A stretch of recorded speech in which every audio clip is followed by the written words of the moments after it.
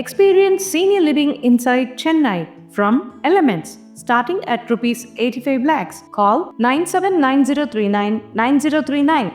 மத்திய உள்துறை இணையமைச்சர் பண்டி சஞ்சய் குமார் திருப்பதியில் ஏழுமலையானை தரிசனம் செய்தார். அவருக்கு தேவஸ்தானத்தின் சார்பில் சிறப்பு தரிசன ஏற்பாடுகள் செய்யப்பட்டன.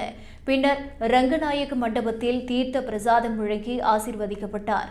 அதன்பின் செய்தியாளர்களிடம் பேசிய அவர், திருமலை திருப்பதி தேவஸ்தானத்தில் தவறான சான்றிதழ்கள் மூலம் இந்து என தங்களை அடையாளம் காட்டி சுமார் 1000 பேர் வேறு மதத்தைச் சேர்ந்தவர்களாக பணி செய்கின்றனர்.